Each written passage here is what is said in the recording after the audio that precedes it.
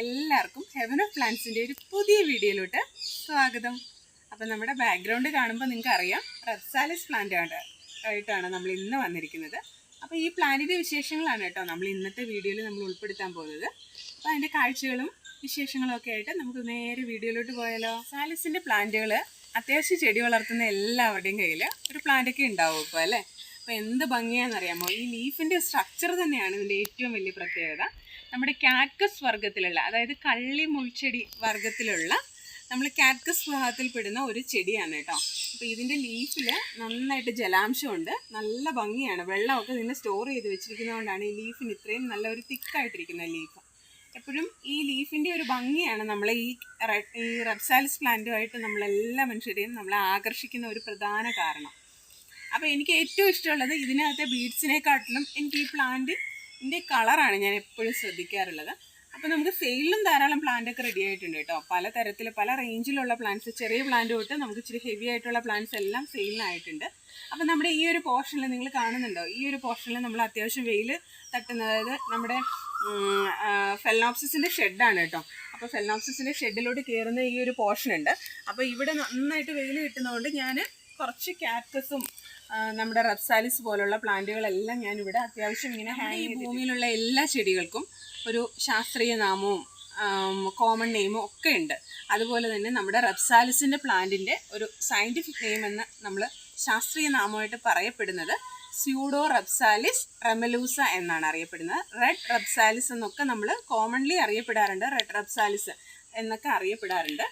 ഈ പ്ലാന്റിൻ്റെ ഒരു പ്രത്യേകത എന്ന് പറഞ്ഞു കഴിഞ്ഞാൽ ഈ ലീഫിൻ്റെ ഈ ഓരോ പോർഷനിലും ചെറിയ ചെറിയ ബീഡ്സുകൾ വന്നിങ്ങനെ തൂങ്ങിക്കിടക്കും. നേരത്തെ നമുക്ക് ബീഡ്സ് ഉള്ള പ്ലാന്റ് ഉണ്ടായിരുന്നു, പക്ഷേ ഇപ്പം നമുക്ക് ബീഡ്സ് ആകാൻ വേണ്ടിയിട്ടാണ് നമ്മൾ ഈ ഒരു പോർഷനിൽ ഇങ്ങനെ വെയിലുള്ള ഭാഗത്തേക്ക് നമ്മളിങ്ങനെ മാറ്റി കൊടുത്തിരിക്കുന്നത്. വളരെ ഫാസ്റ്റായിട്ട് തന്നെ പ്ലാന്റ് ഒന്ന് മെച്ചുറായി തുടങ്ങിയാൽ തന്നെ ലീഫിലെല്ലാം ചെറിയ ചെറിയ മുത്തുമണികൾ പിടിച്ചു തുടങ്ങും. മുത്തുമണികളെക്കാളിലും ചന്തം ഞാൻ നിങ്ങളോട് പറഞ്ഞല്ലോ, എനിക്ക് ഈ പ്ലാന്റിൻ്റെ കളറാണ് ഏറ്റവും എന്നെ ആകർഷിക്കാറുള്ളത്. അപ്പം മുത്തുമണിയും കൂടെ പിടിച്ചു കഴിഞ്ഞാൽ എന്തൊരു ഭംഗിയായിരിക്കും എന്ന് നോക്കി. ഇങ്ങനെ ഒരു പ്ലാന്റിനകത്ത് മുത്തുമണിയും കൂടെ പിടിച്ചാലുള്ള ഭംഗി എന്തായിരിക്കും, എന്ത് രസമായിരിക്കും കാണാൻ, എന്ത് ഭംഗിയായിരിക്കും. നമുക്ക് സെയിലിനായിട്ടുണ്ട്. ഇപ്പോൾ വലിയ പ്ലാന്റ് വാങ്ങാൻ ബുദ്ധിമുട്ടുള്ളവർക്ക് നമുക്ക് ചെറിയ പ്ലാന്റ് വാങ്ങിച്ച് വളർത്തിയെടുക്കാവുന്നതാണ്. പക്ഷെ നന്നായിട്ട് വെയിൽ കിട്ടുന്നിടത്ത് മാത്രമേ നമ്മൾ റെപ്സാലിസ് പ്ലാന്റുകൾ നമ്മൾ ഇടാൻ പാടുള്ളൂ. കാരണം എന്താണെന്നോ, എത്ര അധികം സൺലൈറ്റ് ആയാലും ഡയറക്റ്റ് സൺലൈറ്റ് ആയാലും നമ്മുടെ പ്ലാന്റ് താങ്ങും. ആ ഡയറക്റ്റ് സൺലൈറ്റ് വരും തോറും നമ്മുടെ പ്ലാന്റിൻ്റെ ഭംഗി കൂടി വരും.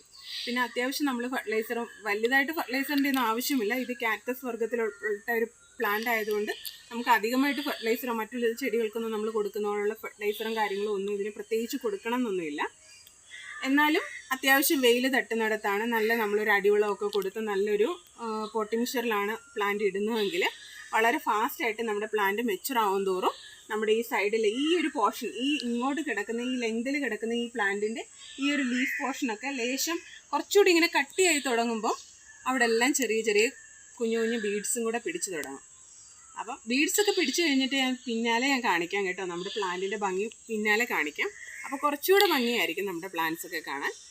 അപ്പം ഇങ്ങനെയൊക്കെയുള്ള പ്ലാന്റ്സ് നമുക്ക് ഇങ്ങനെ ഹെവി ആയിട്ടുള്ള പ്ലാന്റ്സും നമുക്ക് സെയിലിനുണ്ട്, ചെറിയ പ്ലാന്റ്സും സെയിലിനുണ്ട്. അപ്പോൾ പ്ലാന്റ്സൊക്കെ ആവശ്യമുള്ളവർ പെട്ടെന്ന് തന്നെ വാട്സപ്പ് ചെയ്യുക കേട്ടോ.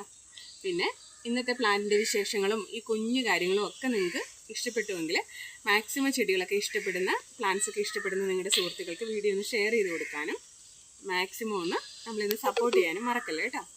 അപ്പോൾ നെക്സ്റ്റ് നല്ലൊരു വീഡിയോ ആയിട്ട് വരാം. Okay, by.